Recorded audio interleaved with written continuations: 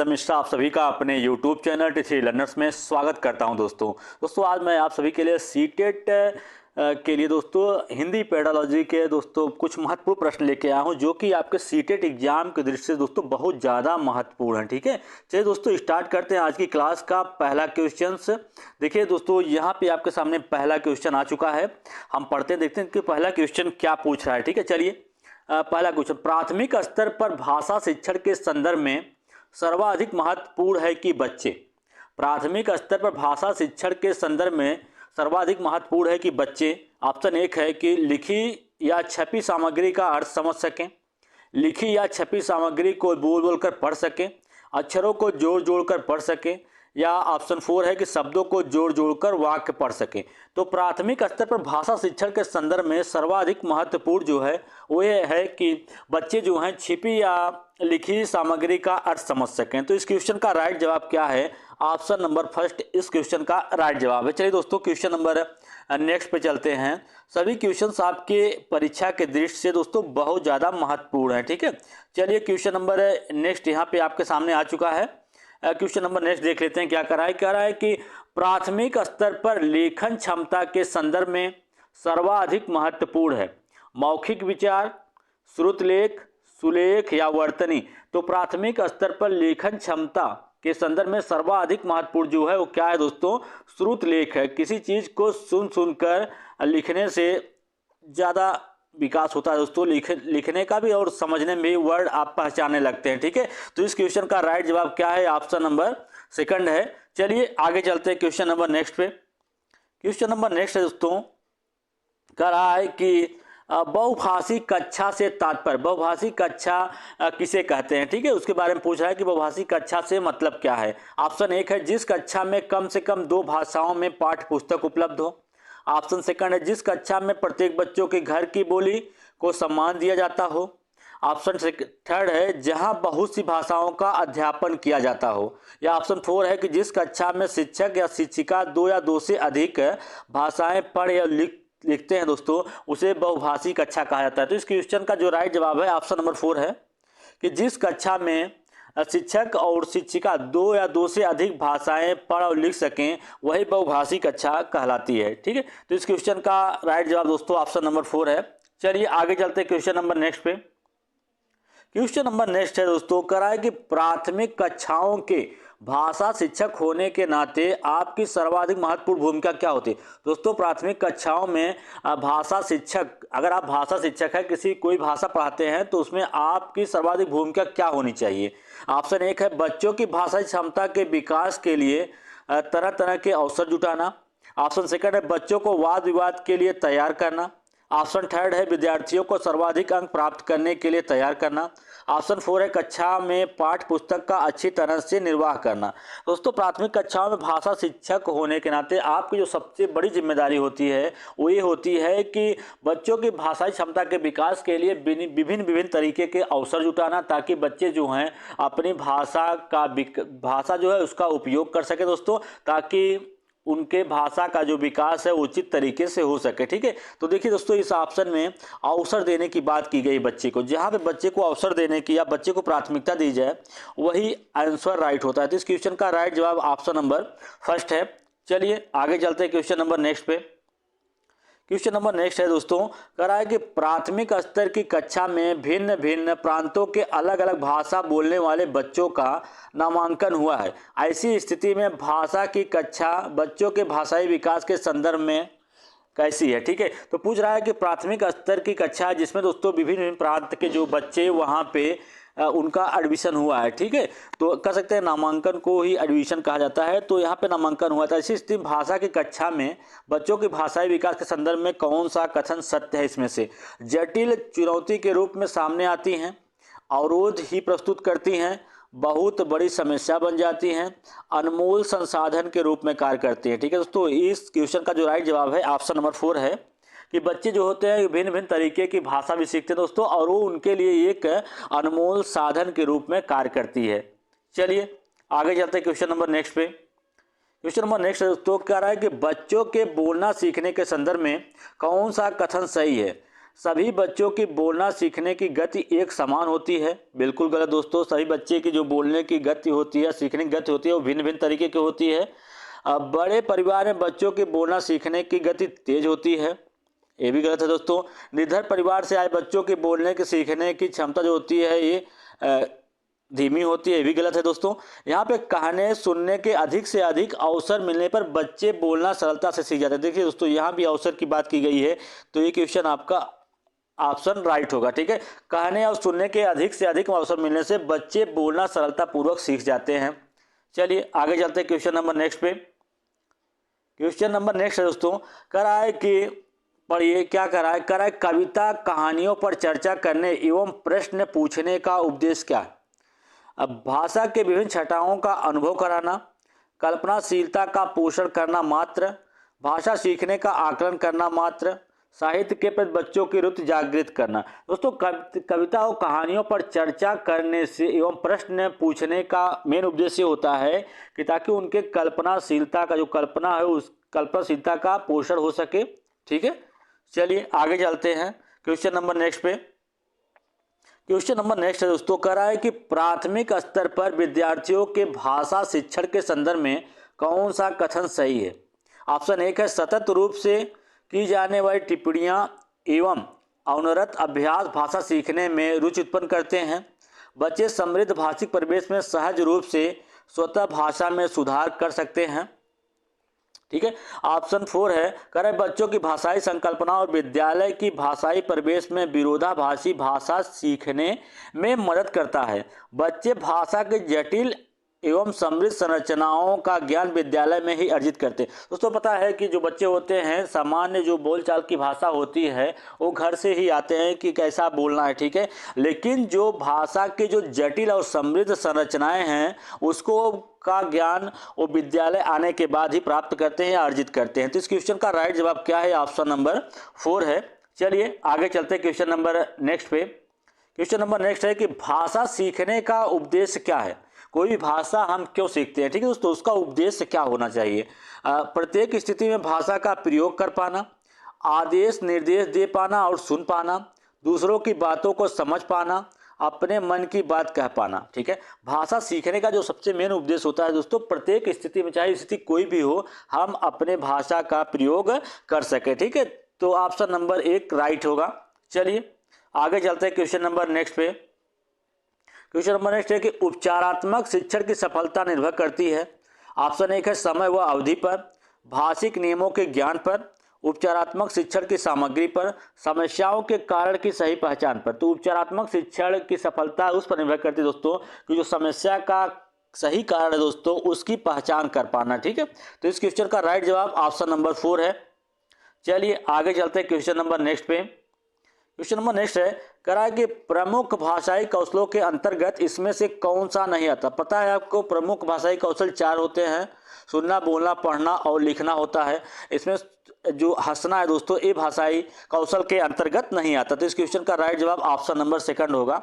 चलिए आगे चलते हैं क्वेश्चन नंबर नेक्स्ट पे। क्वेश्चन नंबर नेक्स्ट है दोस्तों, प्राथमिक स्तर पर पढ़ने की क्षमता का आकलन करने की दृष्टि से सबसे अधिक महत्व है विराम चिन्हों का ज्ञान होना, पढ़ने में प्रवाह, अर्थ का निर्माण करना, वर्णों की पहचान करना। तो प्राथमिक स्तर पर पढ़ने की क्षमता का आकलन करने की दृष्टि से सबसे महत्वपूर्ण क्या है दोस्तों, पढ़ने में प्रवाह। इस क्वेश्चन का राइट जवाब क्या है, ऑप्शन नंबर 2 है।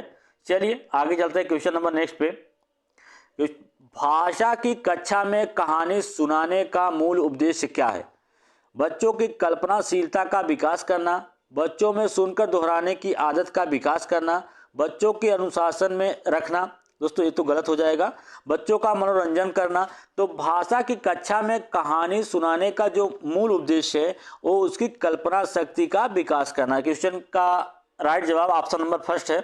चलिए आगे चलते हैं क्वेश्चन नंबर नेक्स्ट पे। क्वेश्चन नंबर नेक्स्ट है कि बच्चों की मौखिक अभिव्यक्ति के विकास का अर्थ यह नहीं है। इसमें से बच्चों की मौखिक अभिव्यक्ति के विकास का अर्थ क्या नहीं है।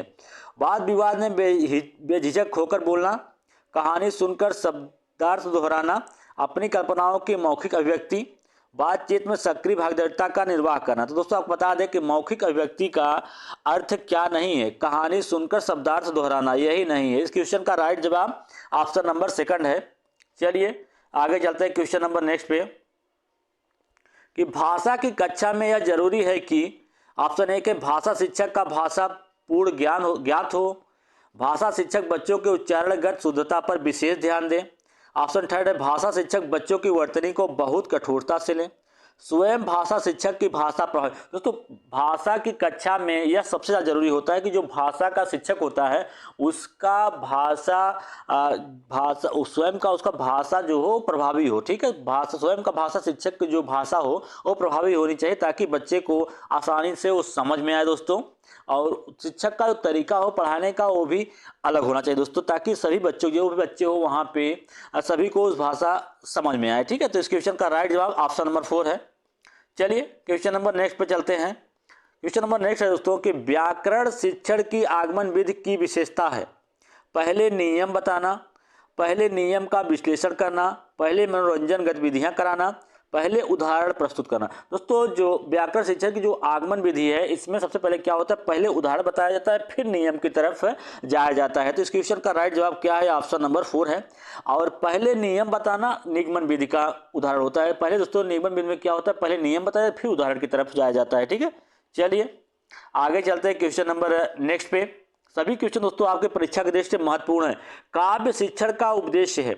ऑप्शन ए के भाषा में प्रयुक्त होने वाले विराम चिन्हों से परिचित कराना, व्याकरणिक नियमों की जानकारी देना, संगीत कला में निपुण बनाना, रसानुभूति एवं आनंदानुभूति कराना। दोस्तों आनंद की अनुभूति कराना। ठीक है, रसानुभूति और आनंद की अनुभूति कराना ही काव्य शिक्षण का मुख्य उद्देश्य होता है। तो इस क्वेश्चन का राइट जवाब ऑप्शन नंबर 4 है। चलिए आगे चलते हैं क्वेश्चन नंबर नेक्स्ट पे। क्वेश्चन नंबर नेक्स्ट है, क्या करा है कि नाटक शिक्षक में कक्षा अभिनय प्रणाली से क्या मतलब है। दोस्तों कह रहा है कि नाटक शिक्षण में कक्षा अभिनय प्रणाली के प्रयोग से क्या होता है। दोस्तों शिक्षक एवं बच्चों का समय व्यर्थ होता है, पात्रानुसार बच्चों द्वारा अभिनय से सीखने की प्रक्रिया में तेजी आती है, बच्चों पर विपरीत प्रभाव पड़ता है, या उपरोक्त में से कोई नहीं।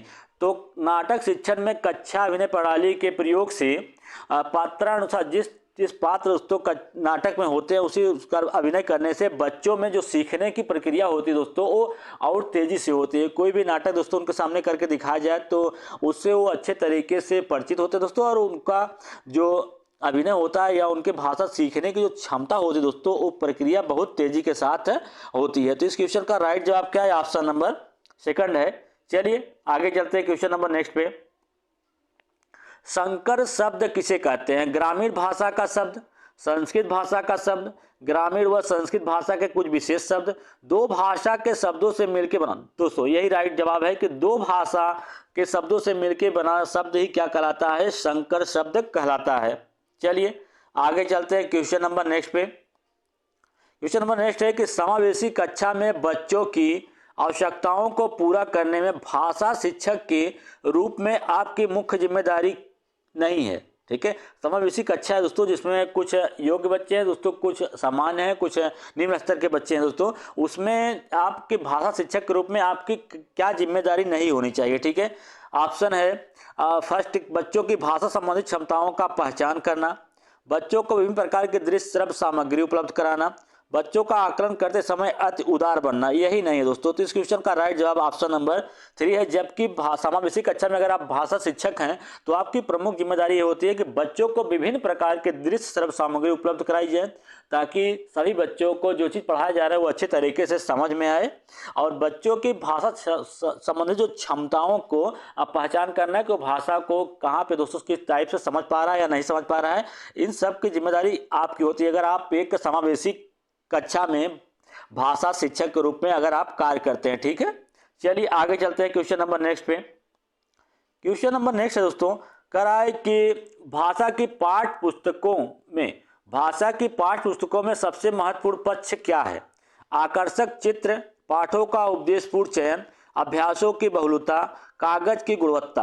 दोस्तों आपको बता दें कि भाषा की जो पाठ्य पुस्तकें होती हैं उसमें सबसे महत्वपूर्ण पक्ष यही होता है कि जो भी पाठ उसमें सेलेक्ट किए गए हों उनका कोई उपदेश हो या मतलब हो। ठीक है, तो इस क्वेश्चन का राइट जवाब क्या है? ऑप्शन नंबर सेकंड है। चलिए आगे चलते हैं क्वेश्चन नंबर नेक्स्ट पे। क्वेश्चन नंबर नेक्स्ट है दोस्तों कि समग्र भाषा पद्धति पर आधारित कक्षा गतिविधियों के आयोजन पर बल देती है, बच्चों के भाषाई विकास के स्पष्ट समझ पर बल देती है, बाल साहित्य को पढ़कर सुनाने पर बल देती है, सभी भाषाओं को सीखने पर बल देती है। तो इस क्वेश्चन का जो राइट जवाब होगा दोस्तों ये होगा कि बच्चों के भाषाई विकास के स्पष्ट समझ पर बल देती है और बाल साहित्य को पढ़कर सुनाने पर भी बल देती है। तो इस क्वेश्चन का राइट जवाब ऑप्शन नंबर सेकंड है। चलिए आगे चलते हैं क्वेश्चन नंबर नेक्स्ट पे। विद्यालय के बाहर का जीवन और वहां प्राप्त ज्ञान एवं अनुभव भाषा सीखने के लिए आवश्यक प्रेरणा देते हैं, क्योंकि मानक वर्तनी का सम्यक ज्ञान मिलता है, लेखन के विभिन्न शैलियों का परिचय मिलता है, समृद्ध भाषिक परिवेश मिलता है, इससे व्याकरणिक नियमों की जानकारी प्राप्त होती है। तो विद्यालय के बाहर का जीवन और वहां प्राप्त ज्ञान एवं अनुभव भाषा सीखने के आवश्यक प्रेरणा देते हैं, क्योंकि समृद्ध भाषिक परिवेश प्राप्त होता है। ठीक है, चलिए आगे चलते हैं क्वेश्चन नंबर नेक्स्ट पे। क्वेश्चन नंबर नेक्स्ट है कि संस्कृत के मूल तत्वों की उपेक्षा क्यों होने लगी? संस्कृत के मूल तत्व इतने दुस्साध्य हैं कि हर समय बनाए रखना कठिन है। ठीक है, ऑप्शन सेकंड है पुरानी रूढ़ियों और परंपराओं हम पर हावी हो जाती हैं और हम ठीक प्रकार से नहीं सोच पाते हैं। या ऑप्शन थर्ड है कि उनका निर्माण अलग अलग लोग करते हैं, इसलिए कोई अपना उत्तरदायित्व तो नहीं मानता। ऑप्शन फोर है कि संस्कृत अदृश्य है, अतः सामान्य जनता उसके महत्व को नहीं जानती है। तो संस्कृत के मूल तत्वों की उपेक्षा इसलिए हो रही है क्योंकि पुरानी रूढ़ियाँ और परंपराएं हम पर हावी होती जा रही हैं। ठीक है, और हम ठीक प्रकार से सोच भी नहीं पाते हैं। तो इस क्वेश्चन का राइट जवाब ऑप्शन नंबर सेकंड है। चलिए आगे चलते हैं क्वेश्चन नंबर नेक्स्ट पे। क्वेश्चन नंबर नेक्स्ट है कि भाषा संरचना में अपेक्षित भाषा के प्रमुख अंग होते हैं। 3 अंग होते हैं, 2, 4 या 1। तो भाषा संरचना में अपेक्षित भाषा के कितने अंग होते हैं? 2 अंग होते हैं। ठीक है, इस क्वेश्चन का राइट जवाब क्या है? ऑप्शन नंबर 3 है। चलिए आगे चलते हैं क्वेश्चन नंबर नेक्स्ट पे। क्वेश्चन नंबर नेक्स्ट है दोस्तों, करा है कि बच्चे भाषा सीखने की क्षमता के साथ पैदा होते हैं। मुख्यतः यह किसका विचार है? यह किसके द्वारा कहा गया था कि बच्चे भाषा सीखने की क्षमता के साथ पैदा होते हैं? वाइगोस्की के द्वारा, पावलोव के द्वारा, या चॉम्स्की या जीन पियाजे? तो किसके द्वारा कहा गया था? चॉम्स्की के द्वारा। ठीक है, तो इस क्वेश्चन का राइट जवाब ऑप्शन नंबर 3 है। चलिए आगे चलते हैं क्वेश्चन नंबर नेक्स्ट पे। क्वेश्चन नंबर नेक्स्ट है दोस्तों, भाषा में आकलन की प्रक्रिया पाठ के अंत में दिए गए अभ्यासों के माध्यम से होती है, सीखने सिखाने के दौरान भी चलती रहती है, केवल बच्चों का निष्पादन जानने के लिए होती है, केवल शिक्षकों का निष्पादन जानने के लिए होती है। तो जहाँ पे केवल शब्द आ जाए उसको तुरंत गलत काट दीजिए। ठीक है, सिर्फ आपको यहाँ पे बच रहा है 2 ऑप्शन। अब भाषा में आकलन की प्रक्रिया पाठ के अंत में दिए गए अभ्यासों के माध्यम से होती है या सीखने सिखाने के दौरान चलती रहती है। तो जो भाषा में आकलन की प्रक्रिया सीखने सिखाने के दौरान चलती रहती है। चलिए आगे चलते हैं क्वेश्चन नंबर नेक्स्ट पे। क्वेश्चन नंबर नेक्स्ट है कि भाषा अर्जित करने की प्रक्रिया में किसका महत्व सर्वाधिक होता है? भाषा का, कक्षा का, भाषा प्रयोगशाला का, या पाठ्य पुस्तक का, समाज का? तो भाषा अर्जित करने में जो सबसे अधिक महत्व होता है किसका होता है? समाज का होता है। तो इस क्वेश्चन का राइट जवाब ऑप्शन नंबर 4 है। चलिए आगे चलते हैं क्वेश्चन नंबर नेक्स्ट पे दोस्तों, कि भाषा अर्जित करने में वाइगोस्की ने किस पर सबसे अधिक बल दिया है? भाषा की पाठ्य पुस्तक पर, समाज में होने वाली भाषा प्रयोगों पर, परिवार में बोली जाने वाली भाषा पर, कक्षा में बोली जाने वाली भाषा पर? तो वाइगोस्की ने दोस्तों भाषा अर्जित करने में वाइगोस्की ने किस पर सबसे अधिक बल दिया है? तो समाज में प्रयोग होने वाली या बोली जाने वाली भाषा प्रयोग पर। तो इस क्वेश्चन का राइट जवाब ऑप्शन नंबर सेकंड है। चलिए आगे चलते हैं क्वेश्चन नंबर नेक्स्ट है, कह रहा है कि भाषा के बारे में कौन सा कथन उचित है? भाषा अनिवार्यतः लिखित होती है, भाषा एक नियमबद्ध व्यवस्था है, भाषा व्याकरण का अनुसरण करती है, भाषा और बोली में कभी भी कोई भी संबंध नहीं होता। तो इस क्वेश्चन का जो राइट जवाब होगा दोस्तों कि भाषा के बारे में कौन सा कथन सत्य है या उचित है? भाषा क्या है? एक नियमबद्ध व्यवस्था होती है। तो इस क्वेश्चन का राइट जवाब ऑप्शन नंबर सेकंड है। चलिए आगे चलते हैं क्वेश्चन नंबर नेक्स्ट पे, कि भाषा हमारे परिवेश में बिखरी मिलती है, यह कथन किस पर लागू नहीं होता? यह कथन किस पर लागू नहीं होता? भाषा हमारे परिवेश में बिखरी हुई मिलती है। यह किस पर कथन लागू नहीं होता? कि भाषा प्रयोगशाला, अखबार, विज्ञान, साइन बोर्ड। भाषा प्रयोगशाला पर। तो इस क्वेश्चन का राइट जवाब ऑप्शन नंबर फर्स्ट है। चलिए क्वेश्चन नंबर नेक्स्ट पे चलते हैं। कक्षा में कुछ बच्चे लिखते समय वर्तनी संबंधी त्रुटियां कर रहे हैं, एक भाषा शिक्षक के रूप में आप क्या करेंगे? दोस्तों कक्षा में कुछ बच्चे जो हैं लिखने संबंधित त्रुटियां गलती कर रहे हैं, ठीक है, तो आप एक शिक्षक के रूप में क्या करेंगे? शब्दों का सही रूप लिखते हुए बच्चों को दोनों तरह के शब्दों का अवलोकन करके अंतर पहचानने का अवसर देंगे। उन्हें सख्त निर्देश देंगे कि वे आगे से गलती न करें। जहां दोस्तों बच्चों के साथ सख्तता बरती जाए वो ऑप्शन आपका एकदम गलत होगा। उनकी त्रुटियों पर बिल्कुल ध्यान न दें। उनके शब्दों को 20 बार लिखने के लिए कहेंगे।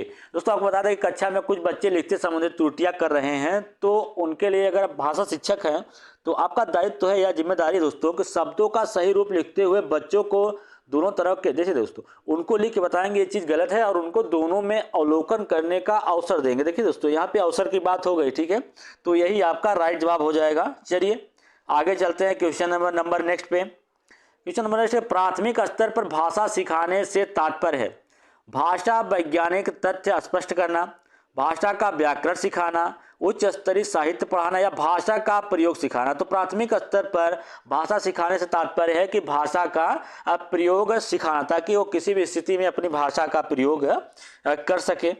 चलिए आगे चलते हैं क्वेश्चन नंबर नेक्स्ट पे।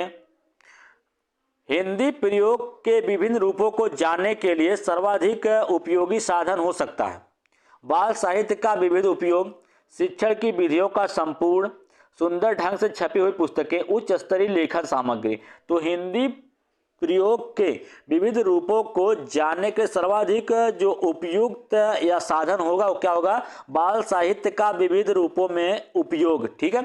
चलिए आगे चलते हैं क्वेश्चन नंबर नेक्स्ट पे। क्वेश्चन नंबर नेक्स्ट है दोस्तों, करा कि कक्षा 1 और 2 के बच्चों के लिए आप किस तरह की कहानी का चयन करेंगे? जो बहुत छोटी हों, जिसमें बहुत सारे पात्र हों, जिसमें 2 ही पात्र हों, जिसमें शब्दों, वाक्यों और घटनाओं के वर्णन की शैली चित्रात्मक हो। दोस्तों छोटे बच्चे हैं तो अगर उनको चित्र के माध्यम से बताया जाएगा तो उस चीज़ को आसानी से समझेंगे। इसलिए बच्चों के लिए कहानी का चयन करते समय आप ऐसी कहानी चुनेंगे जिसमें शब्दों, वाक्यों, घटनाओं का वर्णन जो हो चित्रात्मक हो। तो इस क्वेश्चन का राइट जवाब ऑप्शन नंबर 4 होगा।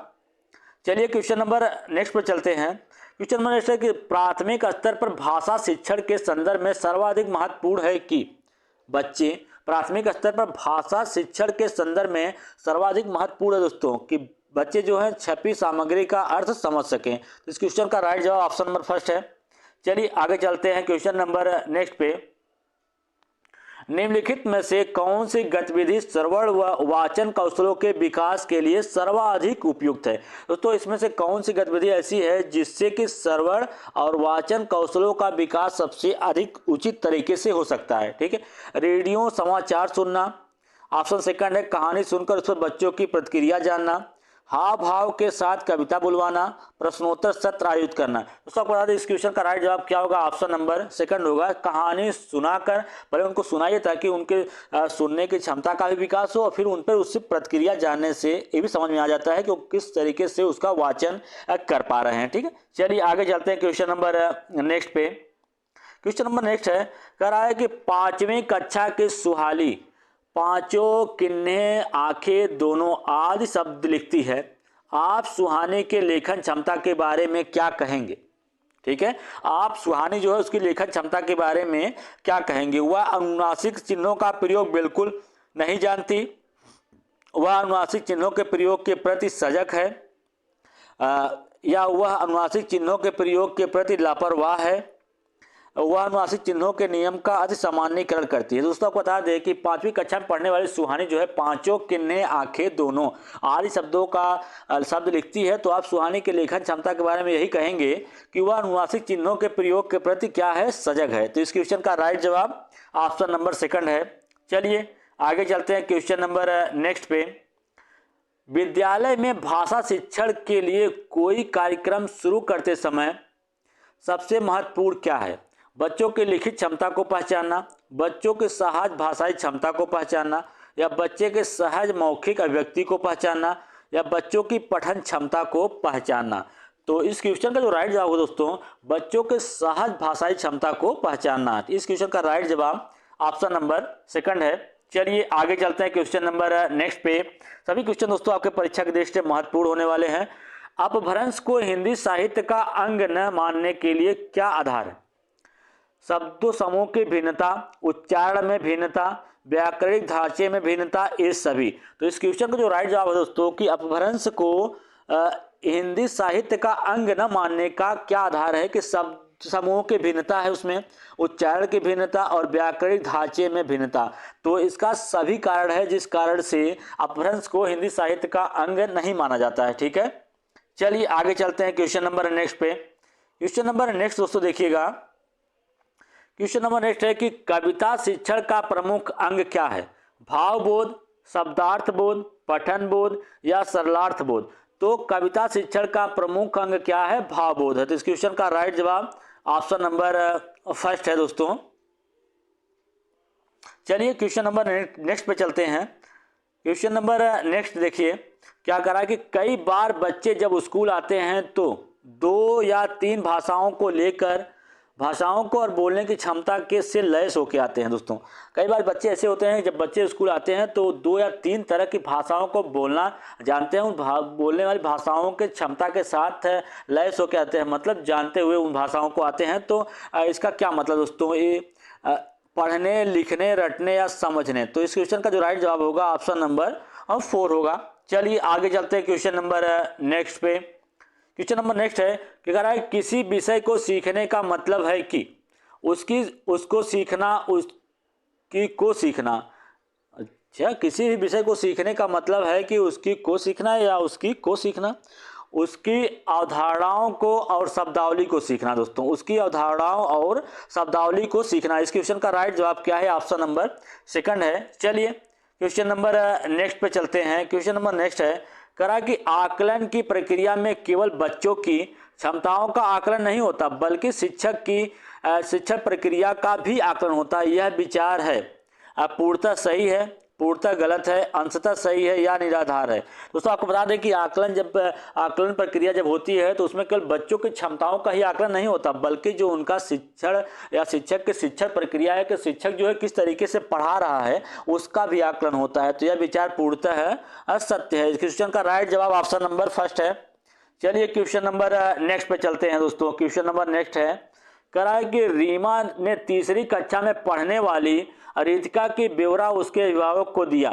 भाषा क्षमता, भाषा निष्पादन संबंधित क्रमिक प्रगति का रीमा ने के आधार पर यह जानकारी दी है। दोस्तों जब क्रमिक प्रगति का ब्यौरा आ जाए तो वो क्या होता है? पोर्टफोलियो होता है। तो इस क्वेश्चन का राइट जवाब ऑप्शन नंबर 3 है। चलिए क्वेश्चन नंबर नेक्स्ट पे चलते हैं दोस्तों कि बच्चों के अपनी मातृभाषा का प्रयोग करते हुए हिंदी भाषा की कक्षा में अपनी बात कहते हैं, यह बात है स्वाभाविक है, विचारणीय है, निंदनीय है या अनुचित है?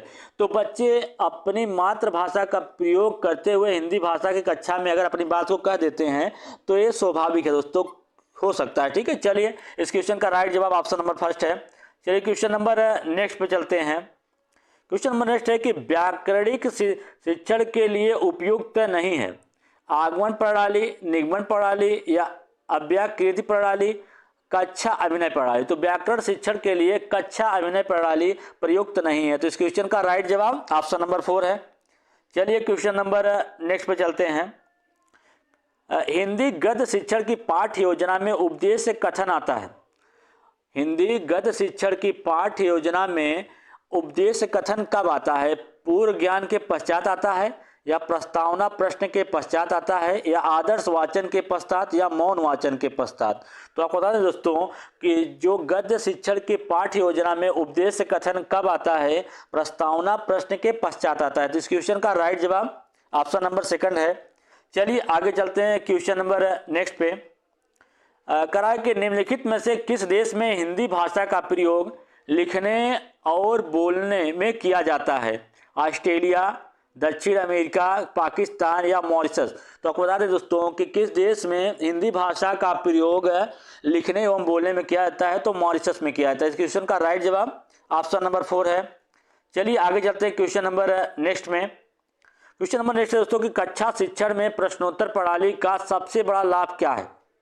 छात्रों की प्रगति प्रतिभागिता रहती है, समय का सदुपयोग होता है, छात्र अध्ययन के प्रति सचेत व अभिमुख रहते हैं, शिक्षक का श्रम बचता है। तो कक्षा शिक्षण में प्रश्नोत्तर प्रणाली का जो सबसे बड़ा लाभ हुए, छात्र अध्ययन के प्रति क्या रहते हैं, सचेत रहते हैं व अभिमुख रहते हैं। ठीक है, मतलब किसी चीज़ को दोस्तों अगर पढ़ाया जा रहा है तो उस चीज़ को ध्यान से सुनते हैं ताकि उस चीज़ का जब समय पड़े तो उसका प्रश्न का उत्तर आसानी से दे सकें। ठीक है, तो इस क्वेश्चन का राइट जवाब दोस्तों, और उनका मन भी लगा रहता है कक्षा में। अगर प्रश्न पूछे जा रहे हैं दोस्तों क्लास में, तो दोस्तों बता दें सबसे अच्छी प्रतिक्रिया होगी जिसमें बच्चों द्वारा, शिक्षक द्वारा प्रश्न पूछा जा रहा है, छात्र उसका उत्तर दे रहा है, तो सबसे अच्छा माहौल होगा कक्षा का। ठीक है दोस्तों, तो इस क्वेश्चन का जो राइट जवाब है ऑप्शन नंबर 3 है। चलिए दोस्तों, आज के लिए इतना ही। अगर आपको मेरा वीडियो अच्छा लगे तो लाइक, शेयर और सब्सक्राइब जरूर करिए दोस्तों। इसी तरीके से अन्य वीडियो के साथ मैं फिर मिलूंगा, तब तक के लिए धन्यवाद।